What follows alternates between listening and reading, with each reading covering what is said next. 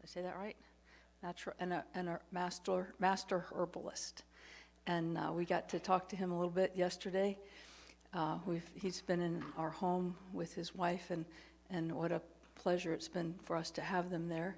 He's very knowledgeable, and I think you're going to have a good time listening to him. Hearing what he has to say will be a blessing to you.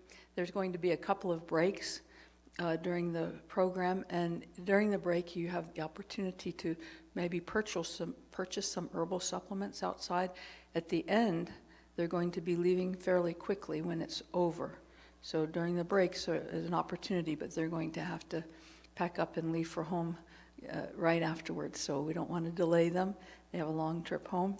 But it's a pleasure to welcome Dr. Lee Wellard to our church here today. Thank you. All right. Okay, well, good afternoon, and good to see you back today. And I hope who was here yesterday? There was a few familiar faces. Welcome back. We're going to be covering what we weren't able to cover yesterday. So I'm going to be covering a lot of common conditions and how you can use herbal remedies for these complaints.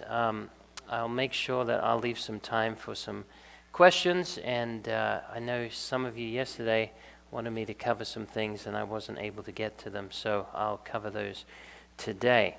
Who has used herbal remedies in the past? Okay, all right, okay. Who was happy with the results? Okay, good. All right, so as was mentioned, I teach herbal remedies. I'll be covering a lot of herbal remedies today, and I don't want anyone to think that this is the only way that we can be helped, but it is. I find that there's a lot of misunderstanding with herbs, and there's a lot of benefits to them that if people understood how they work, then we would see a lot more results to them. So yesterday I'm going to be building on what I covered yesterday, and I'm sorry, for those who weren't here, you can find it on YouTube. I think Daniel's going to upload it to YouTube, so if you missed yesterday's, we'll try to get that link, or I don't know, if Daniel, if you could put it on the screen or something at the end, we can get that to you. So I'm going to cover one of the most challenging conditions first. Is that all right? We're going to be covering cancer. And, pretty much all cancer can be prevented, right? And most cancer can be helped. Some cancer can be slowed. Some is very stubborn. And some is very, very hard to treat no matter what you use. But these are some ways that different mechanisms, should I say, that herbs can help with a lot of cancers. And one is they can help with decreasing inflammation. And inflammation is like the birthing ground to cancer. Cancer thrives in an inflammatory condition. And one of the best anti-inflammatories, you can tell me one of the best anti-inflammatory herbs. Turmeric, right, turmeric. Ginger, yes, in fact ginger is a cousin to turmeric, and it even has curcumin in it. And it's a very good anti-inflammatory. In fact, ginger is the most common herb used in the world today. Yes, and it's a very good circulatory herb, so it helps in moving the blood supply. And another way you can help cancer is by helping what we call apoptosis, which is programmed cell death. And so cancer cells, they don't like to die. They want to live forever, They want to be like the Most High, okay? And they've thought to change times and laws, for those who are tracking me. The laws in the cell, the DNA. And so a cancer cell has basically a corrupted DNA. And so it's not being governed by the law of the cells. In fact, all our cells have the same DNA. Did you know that? Has the same software. So why is it that a liver cell is different than a bone cell or a brain cell or a stomach cell? It's because it can only read the genetic code that is specific for its function. All right, so remember when the prophet Daniel was told that, Daniel, this part of this book, part of the message I'm giving you is not for you. It's for the people at the end, Okay, so the DNA can only be read the specific section for those cells, right? It's closed up. The rest of it's closed up. And so apoptosis helps to basically put a check on cancer cells, because cancer cells, they want to live forever in a state of corruption. And so we have a gene called P53 gene that helps with apoptosis. And what's interesting, they found, I thought this was amazing. I learned this from a fellow physiologist that studied this, and they shared this information with me that the body has a 7-day cycle. And if you work 7 days a week, don't have a day off, okay, it actually affects the P53 gene, which gives you an increased likelihood for cancer. Now, I'm not saying everyone who works 7 days a week will get cancer, but it does sabotage this gene, and so it increases the likelihood. So God has programmed, every cell of the body needs rest. Even the heart cells that are, so active, they need about a tenth of a second rest. And so every cell in the body is designed for rest. And so herbs can help with apoptosis. Things like basil, things like rosemary, things like oregano. All right, there's a lot of herbs that can help check this mechanism. And also, herbs are high in nutritional value. And so we have herbs that people take just for nutritional benefit, such as things like nettle or oat straw, barley green or barley grass, and things like moringa, and what's some other ones? Alfalfa, things that are high nutritional value, and we call these nutritive tonics, okay? And so herbs are very high in nutrition compared to the plant foods that we commonly use, okay? And they're usually much higher in antioxidants as well. And then we have enhancing immune response. So there are certain herbs that can help kickstart the immune system, all right?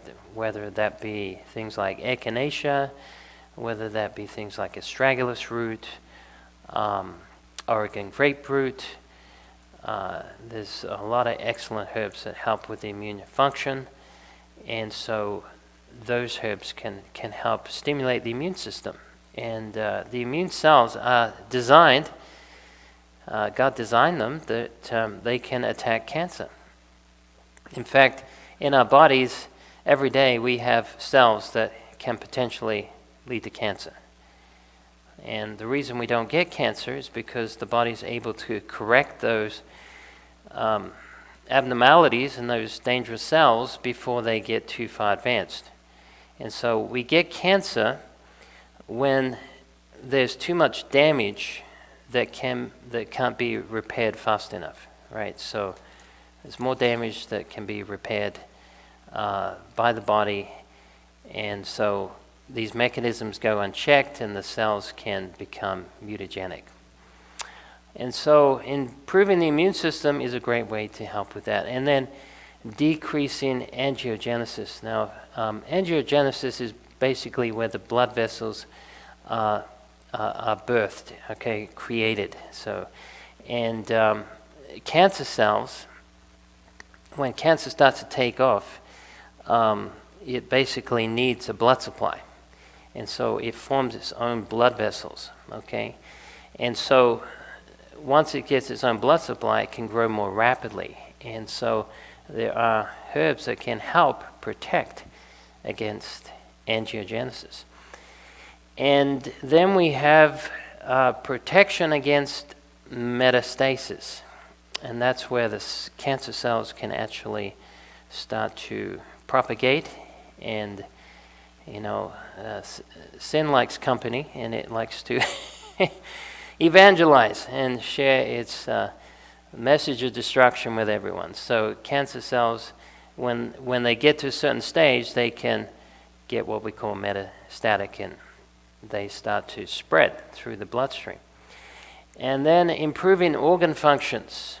All right, and so there are many ways that herbs can help with this, whether it be helping with the circulatory system, whether it be helping with the digestive system, the organs of elimination, detoxification.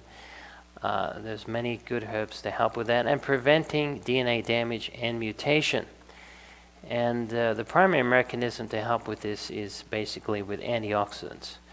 And that can be used to stabilize what we call free radicals, which can create oxidative stress in the body and basically lead to the development of cancer over time. All right, and these are some herbs that can help with angiogenesis inhibitors. We have Panax ginseng. Anyone had ginseng before? It's good for the energy. All right, so if you're lacking a little energy, try some Panax. This is a really good one for the adrenals, and it's also, according to Chinese medicine, is seen as the king of the herbs. It helps with cortisol, it lowers cortisol. It helps with also the sugar levels. It's very good for diabetes. It can also help with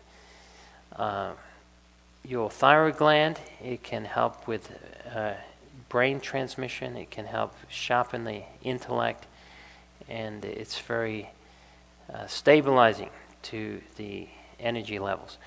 And then Artemisia annua. Okay, that's another excellent herb. Often this is used for parasites. When people get worms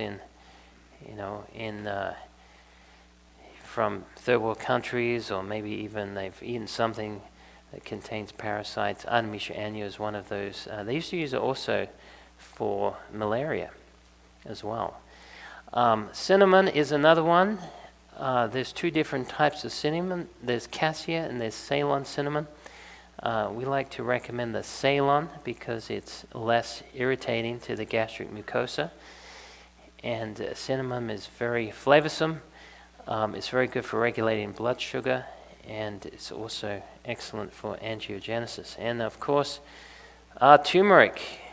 All right, golden color. Some people think the wise men, when they gave gold, it was turmeric. Okay. No, I don't think that was the case. But it was very expensive in the days of Jesus.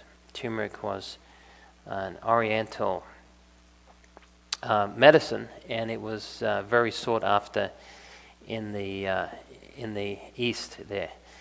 So turmeric is excellent for inflammation. It's also good for the immune system. It's good for also the organs of detoxification, like the liver. It's very effective in helping also with the blood, and it's excellent to help with pain. If you have a lot of pain, you may want to try taking some turmeric. Very good for arthritis, by the way. And then we have garlic and onion. Oh, someone had a question? Yes. Do you have to mix it with something? Yeah, that's a good question. So there's this common belief that you need to use pepper with turmeric because pepper has a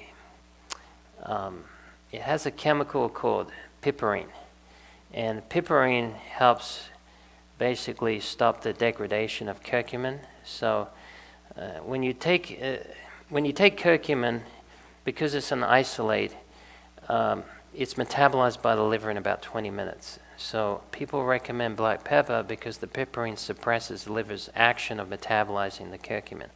But if you take it in its natural form as turmeric, you don't need to take black pepper, okay? So I'm not a big fan of black pepper because it is a gastric irritant. It does create some inflammation in the mucus cells especially of the stomach. So you can take turmeric without taking it with pepper. Now, if you want to use something in the place of pepper that will help with bioavailability, you could use a little cayenne, and that will help speed up the delivery of turmeric to different parts of the body. Oh, by the way, turmeric has lead in it. Okay, so when you buy turmeric from the store, it's often got lead in there, and the reason it's got lead in there is because they dye turmeric, and it's a coloring agent that has got a lead base to it, and so that means that you're basically getting high amounts of lead when you take turmeric over time. Okay, it's building up in your fat cells. So I don't recommend taking turmeric powder, and it's in over 99% of the powders in the store today. So if you get the whole turmeric, you could juice it, and you could get you could be protected against having the lead from that, or you can take it as an extract and you won't have any lead in the turmeric.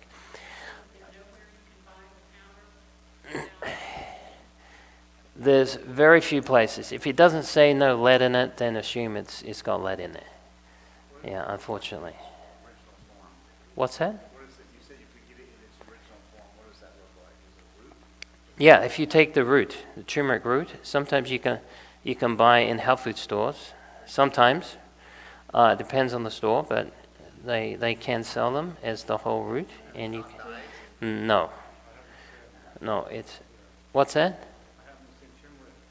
You haven't seen it around here? Okay, all right, maybe you should grow it. What's that? Oh, it's in Three Sisters in Knoxville. They have some. Okay. All right, that's good to know. Did you say what angiogenesis means? Yeah, it's basically the creation of blood vessels that is stimulated by the cancer so it can grow faster. All right, and then we have garlic and onion. All right. I love garlic and onion. Garlic and onion and other members of the genus Allium contain a sulfur-rich compound called allicin, which is an effective cancer fighter and immune stimulant. Be sure to chop them fine and eat them raw to maximize your benefit, because cooking will destroy some of the allicin and mustard oils. And garlic is antiviral, it's antibacterial, it's antifungal, and it's also antisocial. So take it with friends and you'll be just fine. All right. And then, if you want to practice social distances, take garlic. And onion shares a lot of the components of garlic, and these are very good for helping with if you have blood clots. Right? If you have some clotting, some embolism, if you've got some heart disease, like let's say you've got atrial fibrillation, which can lead to blood clots, then you may want to try having some garlic and onion.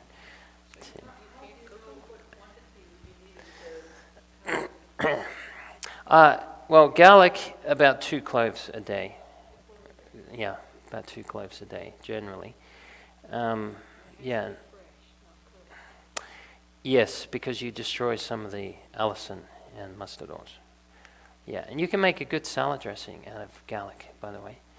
All right, I want to talk briefly about contraindications.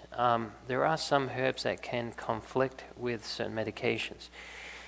And so I don't want to go into the 46 different categories where this can occur, but let me give you a principle to help keep you in a safe place, okay? Don't take a herb with a medication that's stabilizing you in a critical situation, okay? So, for example, if you're on, anti-seizure medication, or if you're really high blood sugar and you're diabetic and you're in a danger zone, right? Or you have super high blood pressure, or you have, say, cardiac rhythmic stabilizing medication, or you're in a dangerous place, okay? So that's when you don't want to use herbs in conjunction unless you're working with someone that knows what they're doing. Okay, that's the caveat I would use there. There are some people I'm working with that are in, critical situations, but we try to work around that because we're not using things that are going to conflict with that, and also we don't want to. First rule is do no harm, right? And let me give you an example, okay, so you can understand this. Let's say you're on a blood pressure medication. Let's take lisinopril, okay, and you have a 200 blood pressure, and you take lisinopril, it comes down to 140. And then you hear this herbalist tell you about hawthornberry, low blood pressure. So you think, okay, I'll use that as well, and see your blood pressure goes down to 110. All right, you're using it at the same time. Now, normally that would be fine if your blood pressure was normal, but if it's too high, goes too low too quickly, you can end up with a stroke. So elevated blood pressure is a two-edged sword. The body's trying to save you by putting blood somewhere that's either restricted or it's got a reason to force that blood at such a high pressure to basically get that blood to perfuse those tissues. But at the same time, there's a risk element, right, in association with that. So you don't want to use a herb at the same time that's causing, now you've got two agents and you can basically end up exacerbating the situation, right? So what I would suggest you do is use things that are more lifestyle based, right? Drinking more water, getting more exercise, decreasing stress levels, getting better sleep, these type of things. And then when you're in a safe place, then you can use herbs more intelligently. Does that make sense? Okay, so let's talk a little bit about the actions of herbs that can help with the immune system. The immune system is an incredible system. The immune cells can actually drill holes in cancer cells. And they can lay these explosives, we call them lysosomes, and they can just explode the cancer cell. And they can also, there's also a term called phagocytosis, where they can engulf, it's usually for bacteria, not so much for cancer, but they can engulf bacteria and viruses. And they have an incredible array of chemicals to help with those responses. And there's many herbs that stimulate the immune system to be more efficient and aggressive in fighting cancer. And these are some ones, I won't read everything here, but these are some ones that really help with that. Astragalus root, echinacea. By the way, echinacea has been known to not only stimulate the immune cells to greater activity, but also increase the population of the immune cells. And you have cordyceps, ashwagandha, Siberian ginseng, also known as eleuthero root, and there are others as well. And then also we have other plants that can help with actually the immature cells that can develop into adult cancer cells. And I'll just read here the ones that can help with that. Burdock root, red clover, frankincense, and plants high in berberine, such as Oregon grape, golden seal, and barberry. These are very good herbs to help with that. And then we have herbs that can help enzymatically. So cancer cells often secrete enzymes like hyaluronidase and elastase to break down local tissue and allow themselves to spread. Some herbs inhibit these enzymes or interfere with cancer cell migration in other ways, and these are included here: bilberry, butcher's broom, Don Quai, echinacea, gotcha cola, hawthorn, panax ginseng, and turmeric root. And these are some that can help with metastasis. We have aloe vera, astragalus, cordyceps, Don Quai, garlic. Now, I'm not a big fan of green or black tea, but the studies on this have shown that they also help with this. I would use peppermint leaf, instead of green tea. Feverfew, turmeric, and reishi mushrooms. There's some good mushrooms like reishi and shiitake and lion's mane, but the good news is you don't have to take mushrooms to get everything you need, because there's nothing in a mushroom you can't get from somewhere else, so that's a good thing. Unless you like eating mushrooms, and that's perfectly fine. So there are specific herbs for specific cancers. All right, and boy, you know what? I accidentally deleted them. Okay, well, let me give you a few, okay? Okay, there is, for breast cancer, red clover. Now, I know what some of you may be thinking. Red clover is high in estrogen, and you certainly don't want to do that with estrogen-like cancers. But phytoestrogens act differently than estrogens that cause cancer, okay? So how it works is that the plant estrogens, these phytoestrogens, they can dock in the estrogen receptor sites, and they can block bad estrogens like xenoestrogens, oestrogens, and estradiol from animal products, for example. And they can block that, and so they can actually protect you against certain cancers that are leading, or certain estrogens that are leading to cancer development of the breast. And this can also play a part in uterine cancers as well. So red clover is an excellent one to help with that. And let me give you some herbs you can use for pretty much all cancer. Okay, turmeric root is one I would recommend for all types of cancer. Okay.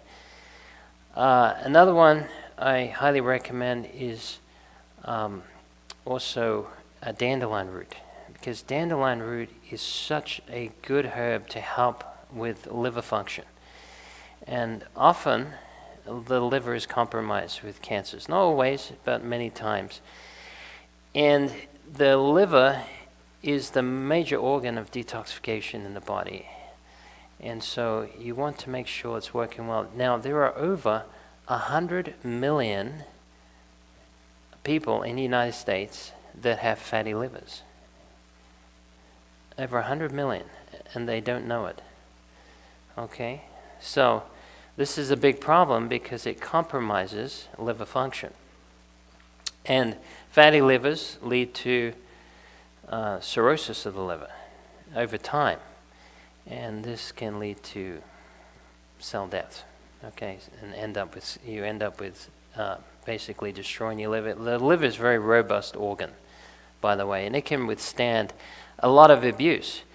In fact, if you were to get a liver transplant, they don't need the full liver to transplant to give you, if your liver's compromised. If you need a liver transplant, they'll just take a section of the liver and it will grow back.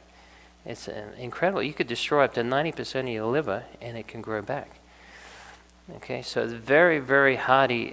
God made it that way because the liver it needs to be one of the most resilient because it suffers so much abuse. Everything you eat and drink, any drug, goes through the liver first. You had a question, Andy? Dandelion root. You can take it as a tea. You can take it as a extract. You can even get some dandelion coffees as well.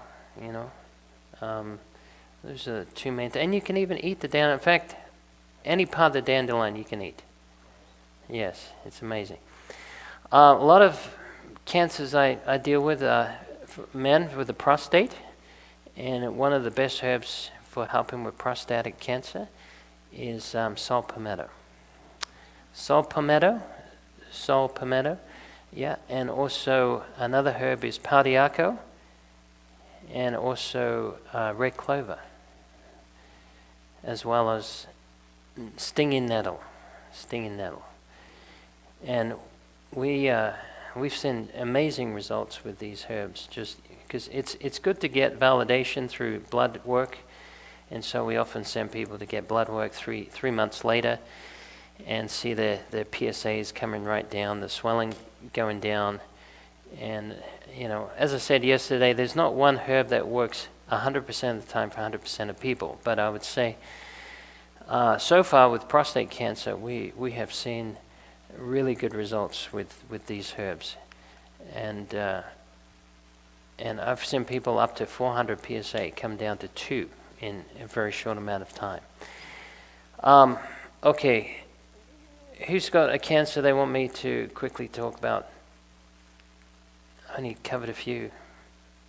Breast, do you want me to talk about brain cancer? Do you want me to talk about bone cancer?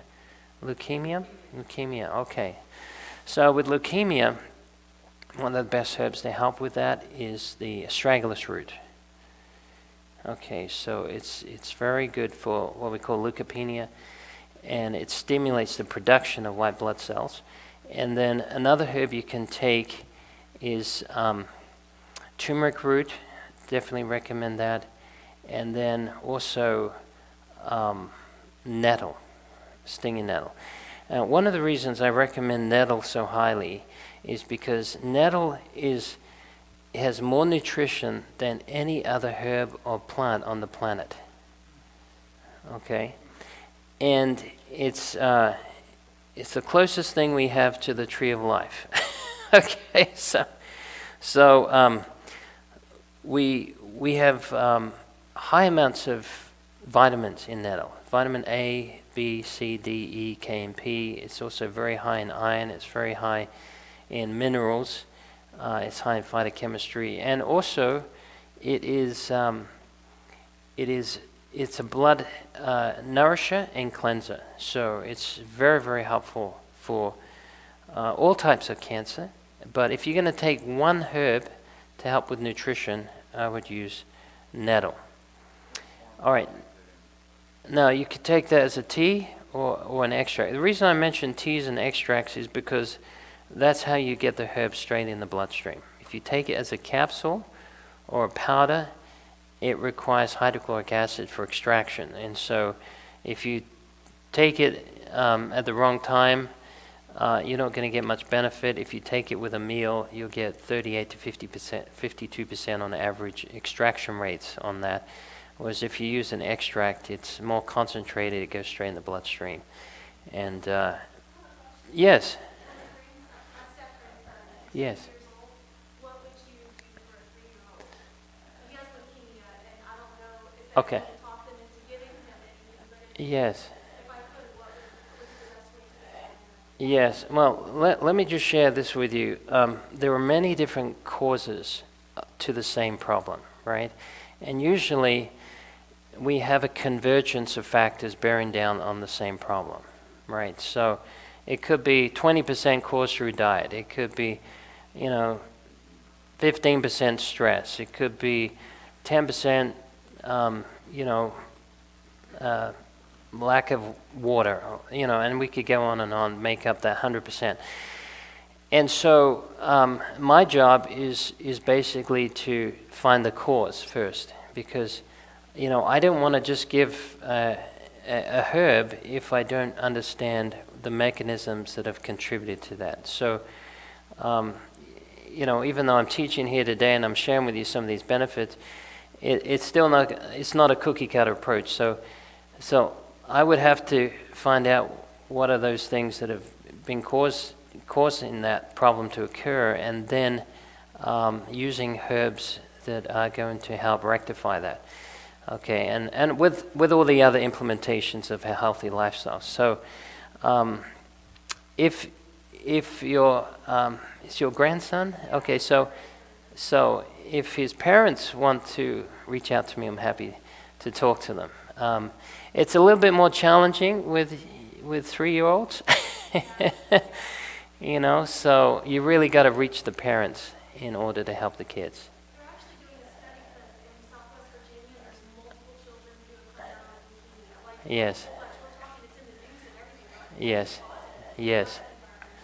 Well, one of the things that can contribute to that is these guys. And not only leukemia, but also brain cancer, especially for young people. In fact, brain cancer has taken off with young people. Yeah, because, see, young people have thinner craniums. So when they put this up to their ear, they can heat up their brain. And they're more susceptible to electromagnetic radiation. But we have all kinds of things that we didn't have to worry about 30, 40 years ago, right? We have about 100,000 chemicals that are made in the United States that were introduced into the body. We don't know how all those things interplay with each other. So it's as time goes on, it's harder and harder to actually ascertain the cause. I'll be honest with you. It's when I do an assessment for someone, you could ask questions all day and not get to the real bottom of it, but at the same time, there are a lot of things that are, modern diseases that are due to modern interventions, right? So whether that be cell phones, video games, whether that be, the chemicals and the lack of good quality nutrition that's in our food today. There's a dearth of minerals and vitamins in the foods today. You just go in the store and look at what is being fed to the average child, and so it was about 50 years ago. There was 1 in 2,500 children had autism, right? And now it's 1 in 31, right? It's crazy. And in California, it's 1 in 9. Yeah, so we're not going in a very good direction here. So the closer we can come back to nature, the better off we're going to be. But it's like we have to break free of what everyone else is doing if we want to live a normal, healthy life. So, plant-based diet, I highly recommend plant-based diet. I highly recommend, if you can, at all possible, grow your own food. Even if it's only a little bit, even if you can just grow some vegetables in your backyard, that's better than nothing. Because here's the thing, the less the nutrition we're getting for our body, the less our immune system is able to cope. And we don't have the protection that our body needs. So, but leukemia can be, in most cases, it can be helped. My dad had leukemia 25 years ago. He's still alive today. He's in the 80s. I don't think that's because he's on a fantastic diet. I think it was God's mercy. But leukemia definitely can be helped. You got to work on the organs of elimination, detoxification. You got to help with circulation. You got to help with the immune system, and you got to help with digestion. Those are 4 things you want to work on. Okay. So, you can't improve upon God's program, right? That's what He gave us in the beginning.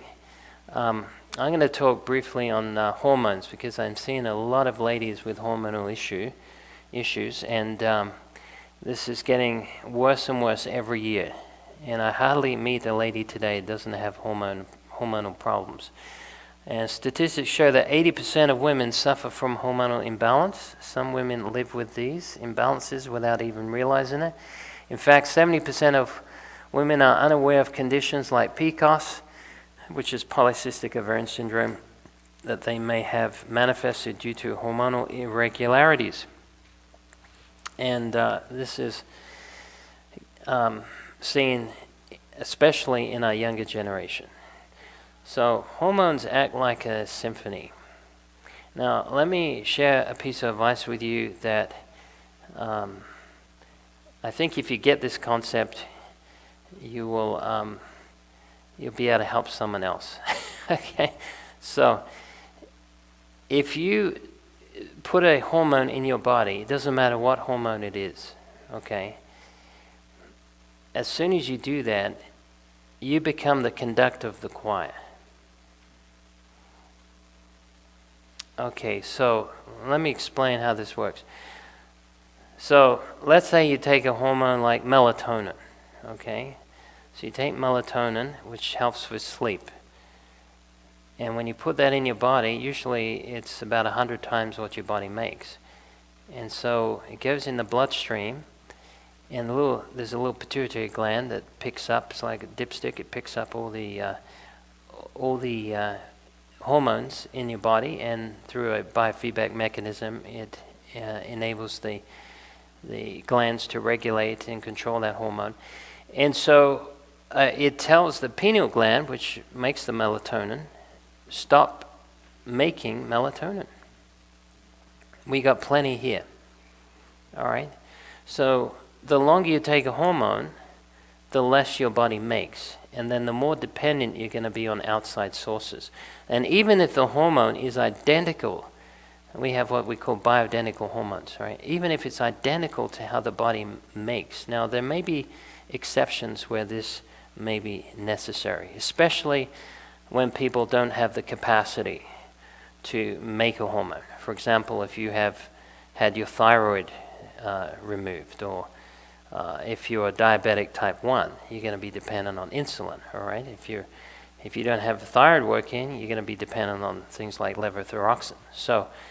So in cases like that, those are exceptions, and I certainly don't want to give the appearance that this is in every case. But generally speaking, when you put a hormone in your body, it comes in at a higher rate than the body usually produces, and the way the body releases hormones, it's very consistent and synchronized with the body's natural physiology. And so every hormone is connected to every other hormone. Oops, sorry about that. Sorry, it went backwards. Okay, so we have over 600 hormones in the body. And you affect one, you affect them all. Okay, so what I'm saying is, if you put a hormone in your body, then even if it's the same as what the body makes, the body is going to lessen its own production over time, and then you're going to be dependent on taking that hormone probably for the rest of your life. Okay? So if you stop taking it supplementally, Mm-hmm. the body doesn't start again? It depends. So, for example, I mentioned melatonin. When you stop taking melatonin, it will take a few days to a few weeks to recalibrate, but it generally come back. But the more you have in your system, the longer period of time and the higher the quantity, then the longer it takes to come back. Okay. All right, so we live in a very plastic world, don't we? We have a lot of things in our food and plastics, and we have endocrine disruptors. Have you heard about endocrine disruptors? Yes, you know, endocrine disruptors, there's been many, many studies done on this, but we are seeing tremendous assaults on the human biology here. Here's a shocking result. You'll be shocked when I share this with you. From The years 1973 to 2018, there was a 62.3% drop in the total sperm count of men. Okay? 62.3% of the sperm count of men dropped. Okay, that's in 45 years. 45 years, if my math is correct. No, these are because of endocrine disruptors. Yes, it's affecting all nature, even animals. It's affecting dolphins and seals and fish, even up in Antarctica, because of the plastics, because of the chemicals. There's over 1,000 endocrine disruptors that we're exposed to on a regular basis. From thermal receipts that you get from the gas station, to candles, to body care products, okay, things like hair products, cosmetics, foods. There's a lot of these endocrine disruptors in foods, and they work their way into the body and they affect the endocrine system. And so, yes, dear? Yes, well, look, let's take water, okay? Now you get these water bottles, plastic water bottles.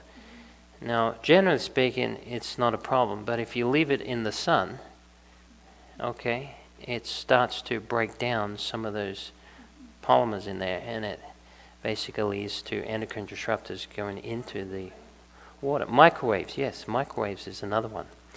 So, what does it do that causes this problem? Well, it actually affects the water molecules, for one. It can lead to the plastics giving off a gas emission, and some of that can actually go into the food. And so, it's radiation. We don't personally use microwaves. There's a lot of studies done on microwaves, and it's not something I feel is that safe as far as heating goes. There are other much safer alternatives to that. Your hormones can't be balanced unless you are balanced. All right, and that means temperance. I was over by this rock last year, and it's 2,000 tons. It's just sitting up there for thousands of years, and it's an amazing piece of nature. And your hormones have to be very balanced, right? And so temperance goes through every law of health, okay? And so if you overeat, undereat, overwork, underwork, don't get the right balance, then the hormones will be affected. And we're going to take a little break here, and I'm going to come back and we'll cover some herbs that will help with hormone regulation. So let's just take a 15-minute break, and we'll come back and cover the rest. So if anyone needs any water or anything, do we have some water out here? There's a fountain? Okay. All right. No endocrine disruptors?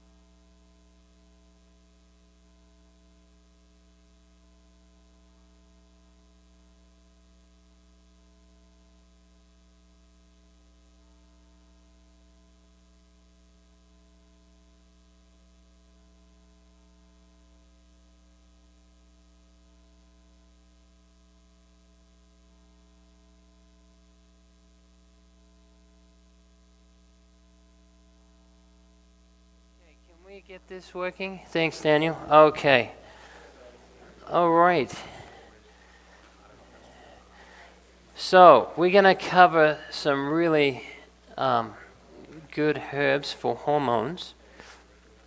Now,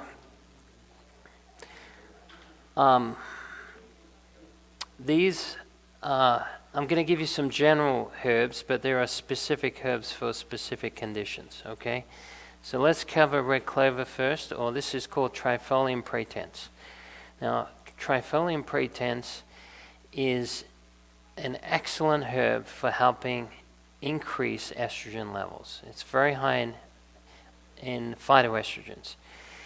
And in the body, they're converted to what we call brain-derived neurotrophic factors that increase synaptic sprouting of the dendrites.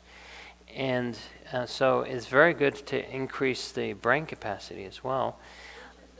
That's red clover. Red clover, yes. It's also a blood thinner.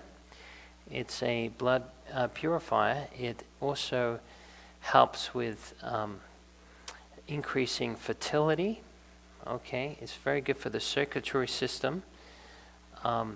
It's excellent if you've got situations like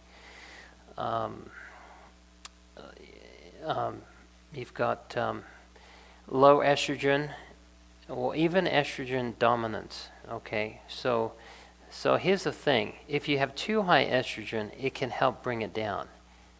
If it's too low, it can help bring it up. There's not a drug on the planet that can do that. Okay. Well, you can use the whole plant, but specifically you want to go for the blossoms. That's what you want to go for. And no, you make a tea out of them. Make a tea out of them. So nearly all herbs need to be cooked.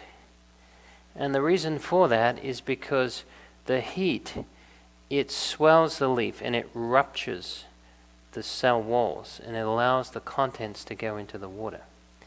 All right, so you really need to cook these things. Someone had a question back there?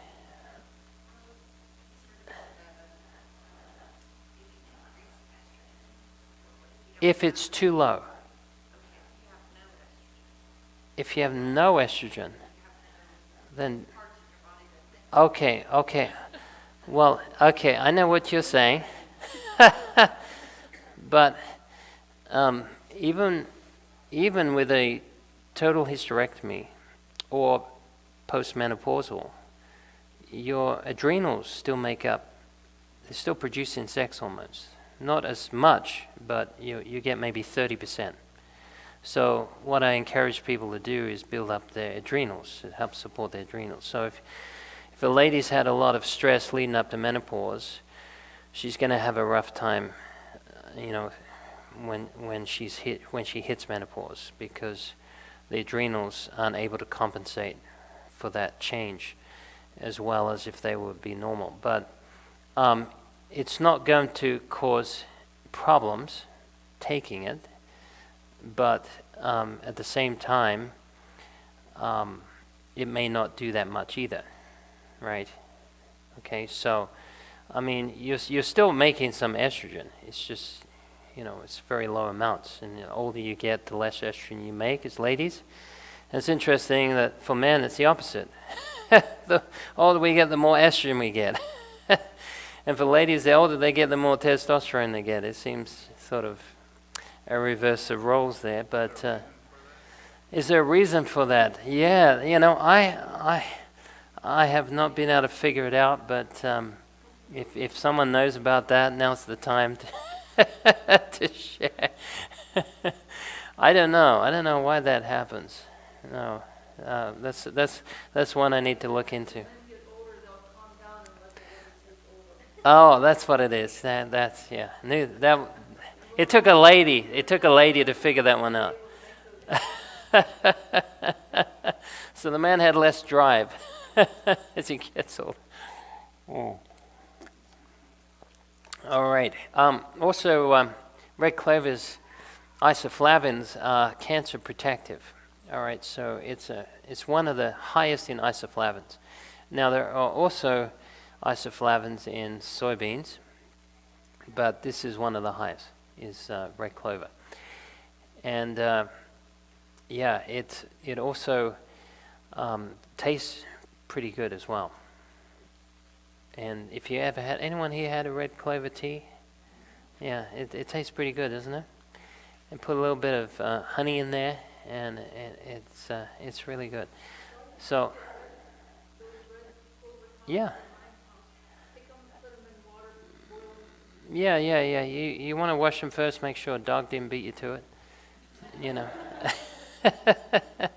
Yeah.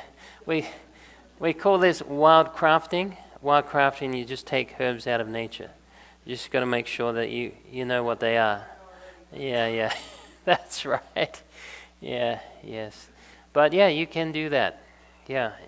There's a app called Seek, S-E-E-K, and you can put that on your phone and it will identify the plants for you. And I've used it for many, many different herbs, and you know, I found it extremely accurate. Seek, S-E-E-K. Yeah, so download that, and if you want to go looking through the woods for herbs, that's a really good app to use. All right, so let's. Is anyone here having some hot flashes? All right. Okay. All right. Everyone shouldn't put you on the spot there, should I? Anyway. Black horse. But yeah. Okay. Vitex. Vitex. We mentioned this yesterday. This is really good for PMS, and it's very good for endometriosis. Also good for fibroids. We've had a number of ladies have fibroids that have shrunk just using Vitex. It's a dopamine agonist, and it can help improve breast tenderness, and it can also help with by promoting endorphins and melatonin synthesis as well. So this can help with sleep. In fact, if ladies have hormonal issues that are leading them to sleep disruption, try Vitex. It can help with that. It can also help with mood swings. It can help with also PCOS. It can help with infertility. It can help with severe menstrual cramping. And it may take 2 to 6 weeks to kick in. But if you have severe cramping, you may want to try some cramp bark.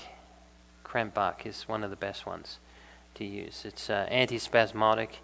It tastes terrible, but it's better than the pain from the cramping. Yeah. And this is cramp bark, but it's the you're seeing the berry from the tree there. That's it there. It's very, very good antispasmodic, and it's been used for thousands of years, and it had very good effects. And midwives used to use this, and people that knew how to use natural. Sorry, did you? Sorry, I know someone was. All right, okay. Yeah, so this is excellent for severe cramping. It's also a muscle relaxant.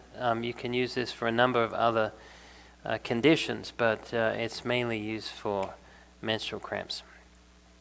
And then we have maca root powder, and this is helpful for boosting energy levels, improving moods, enhance sexual health, treat fatigue, depression, improves cognitive function, treats sexual dysfunction, increases energy, balances hormones, improves fertility, and helps reduce symptoms of menopause. It's very good for the adrenals. It's good for helping libido. It's helpful with mental fog, like brain fog. It can also help with the thyroid as well. Sorry, am I going too fast for you to take pictures? Okay. Did you want to take that again? You got it? Okay. Milk thistle. Milk thistle is excellent for the liver, and it's very good for treatment and prevention of cancer. Milk thistle has a chemical called salimarin, and it has a protective effect upon the liver. It helps lower liver enzymes if they get too high, because it helps reduce inflammation in the liver. Actually, if you have poisonous mushrooms, you go to a hospital, they'll give you a milk thistle IV, and that's about the only thing that's going to save your life. So it's very good for having, if you have some serious toxins in the body, it can help. It has a cytoprotective effect upon the liver. So we often use that in our liver support. And then this is sol palmetto berries, and you'll find this a lot in Florida. If you go to Florida, there's these plants there. They have serrated edges. They'll shred your skin up, but the berries are very, very good for the prostate. They can help with a swollen prostate. They can help lower your PSA. They can also help with sexual dysfunction and even tumors of the prostate. I've never seen the berries on the plants. Maybe you went at the wrong time of year, but they do grow. You may have. I'm just trying to think when they're gonna be out there. It's the berries. No, you don't take the leaf. You take the berries. Yeah.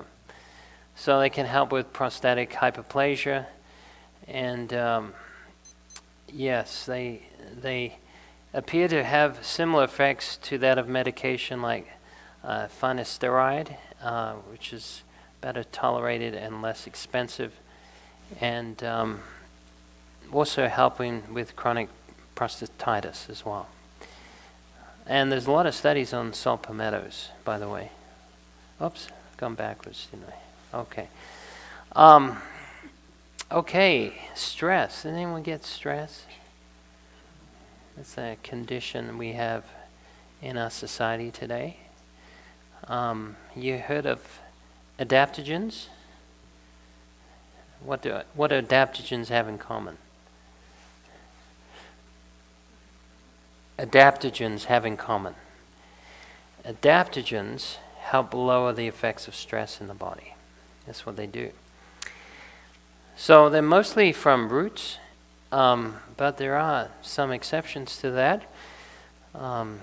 Even bilberry is considered an adaptogen. But they all help balance cortisol levels.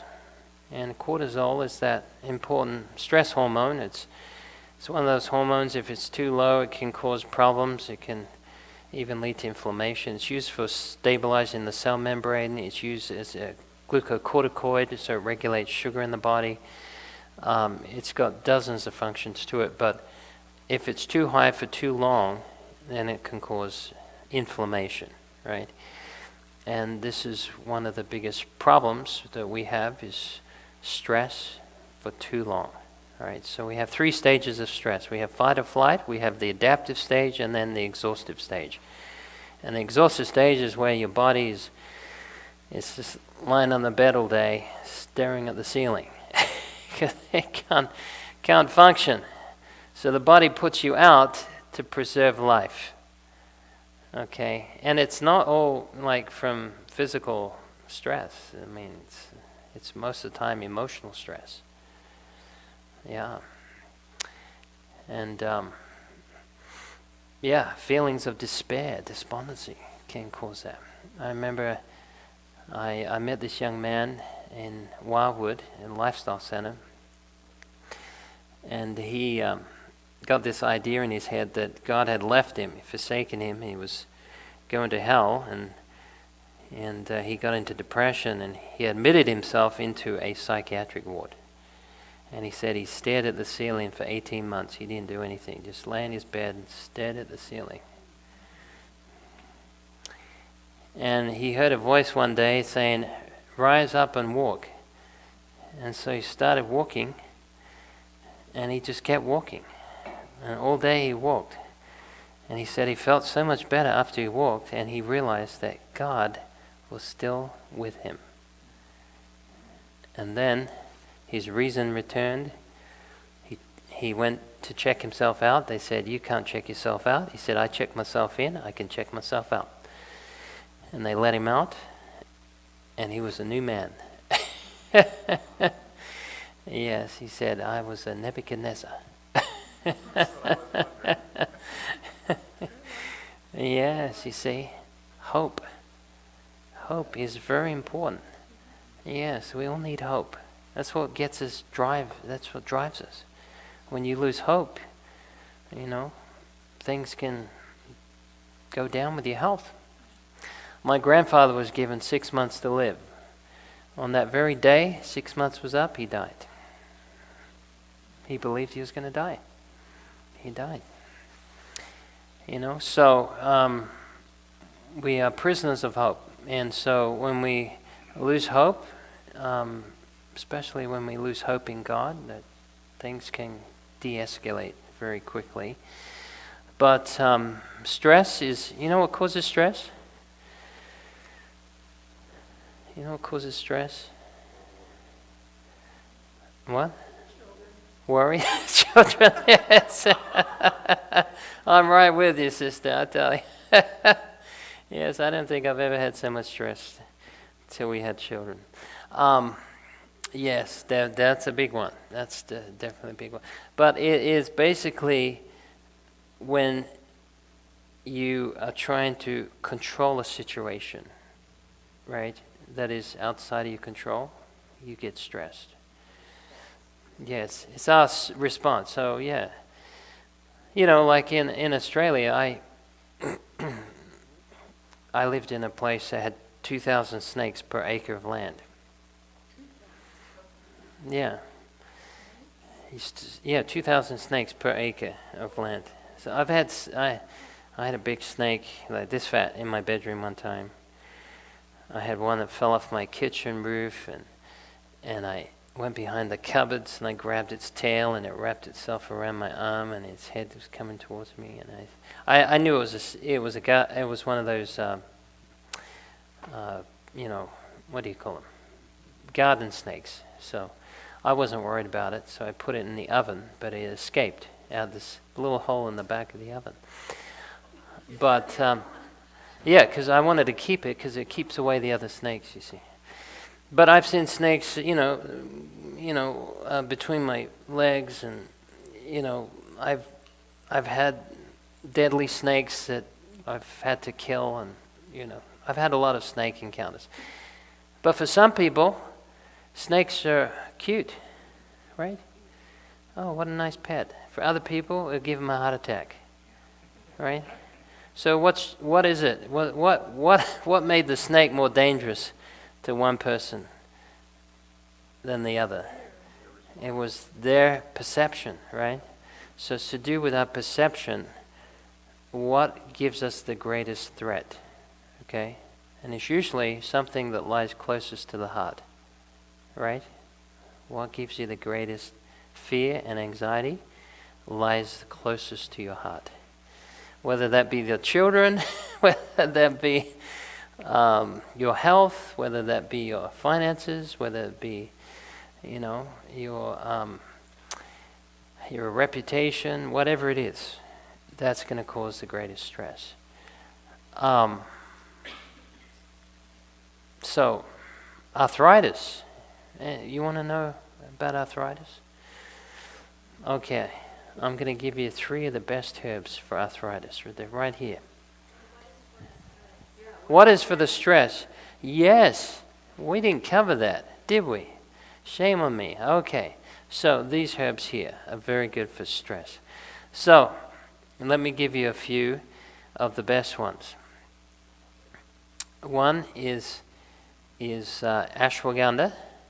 One is rhodiola. Another one is Luthera root, or Siberian ginseng, is the other name for it.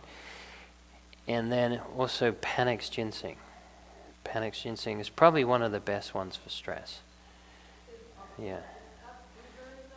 No, they look like blueberries, but they're bilberries. Yes. The aloe vera, yes, is actually an adaptogen. Yes. And we have licorice root, we have certain mushrooms there. I think they're reishi mushrooms. And then we have turmeric root, we have some ashwagandha, rhodiola, we have ginger, even garlic. We have shashandra berries. Turmeric is on the bottom right. Is that a pointer? I'm not sure if I'll turn this off. But bottom right is the turmeric root. Yes. What's that, dear? Bark on the right. Oh, right over there. Yes. I do not know what that one is. It may be rhodiola. No, it's not rhodiola. I'm sorry. It's not rhodiola. It's... Ooh. I'll have to look at that. I'm sorry. I'll be guessing if I... Yes. I just pulled this off the internet. I didn't... I study enough. Okay, so let's go to arthritis. Turmeric root, astragalus root, and ginger. Those are the 3 best herbs for rheumatoid arthritis. And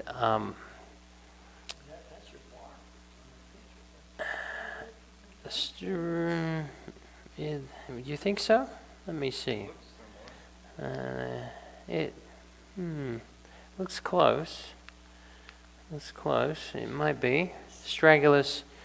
Well, actually, no, it's not. It's actually astragalus root. It's a root, this one. Yeah. And so these are all very good at lowering inflammation. Also, ginger is anti-inflammatory, but it really helps arthritis by moving the blood. Okay, so ginger is what we call a diaphoretic herb, so it increases circulation, it makes you sweat, okay? And this is really good to get toxins out of the body. It is very similar to turmeric in many respects, and as I mentioned before, it also has curcumin in it. But as I mentioned yesterday, the best way to bring healing to any part of the body is to improve blood flow, right? So, we often get pain chemicals trapped certain places in our body, and we have these inflammasomes, and sometimes when we have constricted blood vessels, that circulation is slowed, and those chemicals get trapped. And so by moving the blood through, you can dilute those and help with the pain. Yes, ma'am. Yes. Yes. No, ginger doesn't have lead in it. The reason turmeric has lead in it because it's dyed, and it can lose its color, so they add a yellow dye to it to make it look brighter and more appealing to the eye. Yeah, we don't have any lead in our extracts. Yeah, that's right.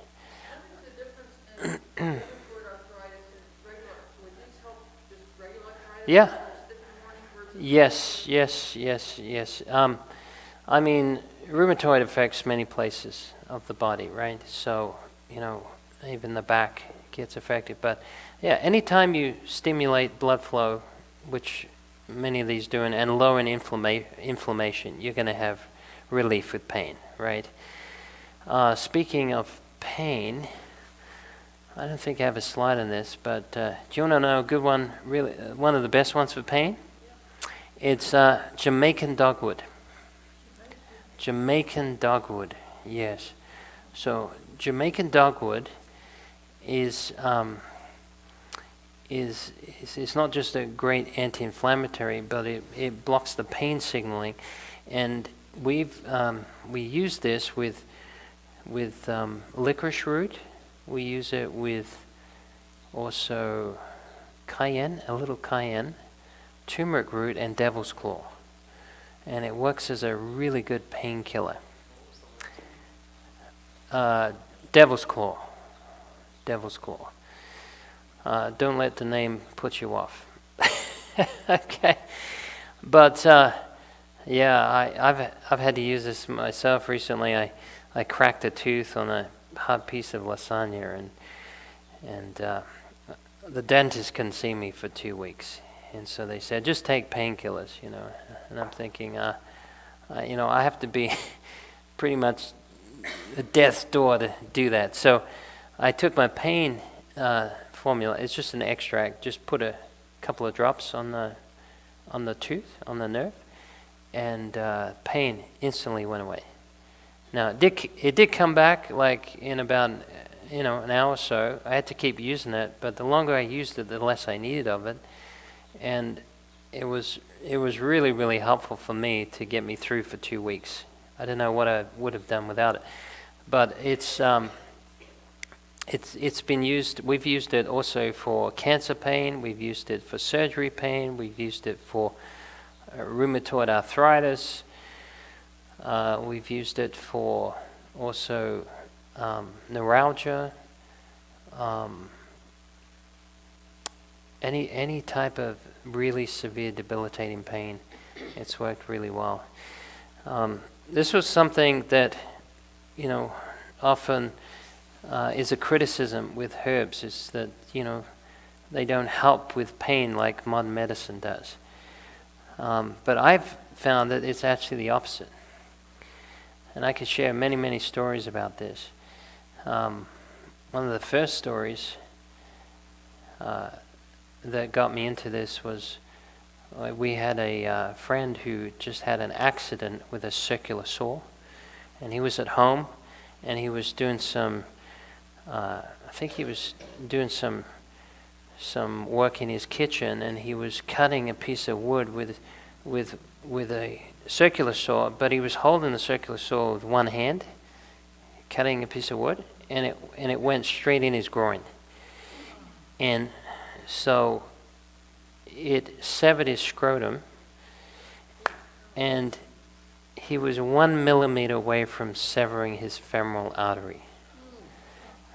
So his wife came home, and there was, police tape around the house. There was blood all over the floor. And so we got a message from her, have you got anything for pain? Now, he was on the hardest painkillers the doctors could give him, and it wasn't touching it. And so I thought to myself, if it was me, I would like at least 2 options. If one doesn't work. So I sent him some CBD oil, and I sent him some pain aid, which we use with the Jamaican dogwood. And he contacted me back a couple of days later, and he said, I just want to let you know that pain aid was just amazing. I was able to get off all my pain medication, and even though, it's not going to stitch anatomy back together, he was able to get out very quickly and go back to work. And so that sort of made me think maybe herbs have a place in pain relief, And so we've used it for people with severe cancer pain. We've used it for arthritic pain, nerve pain, and it's worked really, really well. So, no, it's not a sodium channel blocker, but it does block the pain signaling. So you have things like substance P, which is a pain neurotransmitter that it can help block. And so that's one mechanism, but it also does decrease the inflammation, and but I think mainly neurotransmission of the pain signaling through the nerves. So, have I used it? No, I haven't used it with neuropathy, pain. No, we haven't used it for everything, but what we have used it for, it's worked pretty well. Where's that gone now? No, well, we have it as an extract. Oh, do you mean this, or the pain formula? That's one we do as an extract. Yeah, yes, yes. So we actually cook it for 2 days, and then we put it under a hydraulic press, of 10,000 pounds of pressure, and it gets everything out. Have you heard of the dregs? The dregs is the last part. That's the most medicinal. So you need a hydraulic press to get the dregs out. So that's what we use. Yeah. And then frankincense oil. Oh, okay. So anyone here tried frankincense? Essential oil? Okay. Yeah? Okay. This is excellent, by the way. If you want to help anxiety, take frankincense oil. It's really, really effective. Yes. And in the sanctuary in the Old Testament, they used frankincense a lot. It was used for anointing on the priests. It was used for the showbread. It was used even for healing. They used to mix it with olive oil. And it was used in the incense as well, in the holy place. And some people even use this for cancer. It's also good for osteoarthritis. It's also good for anxiety. It can help with sleep if it's anxiety driven. It can also help with pain as well. Feverfew. This is great for headaches. Frankincense oil, like if somebody has anxiety, what do you do with the oil? Yeah, you can just either put a few drops in a diffuser and have that going and breathe it in, because our cells have aromatic receptors. They can pick up the scent. Or you can just put it topically on the skin with a carrier oil. Yeah. And for headaches and fevers and migraines, feverfew is an excellent herb to use. And let's talk about eyes. Bilberry. This is good for protection against glaucoma, cataracts. I've even seen this work for macular degeneration, which really shocked me actually. But bilberry is very high in vitamin A, and it's also some of the tannins in there that can help microlesions of capillary beds. You have a lot of capillaries in the back of the eye that can start leaking, especially with hypertension, diabetes. This can help that. It can also help protect against strokes. So bilberry is an excellent one for the eyes.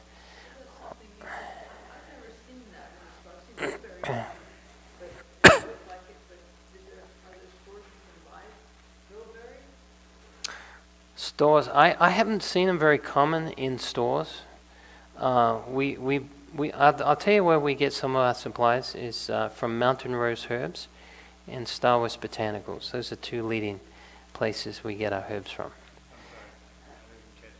Mountain Rose Herbs. Rose Herbs, yes. And then Star West Botanicals. Star West, yeah, Botanicals.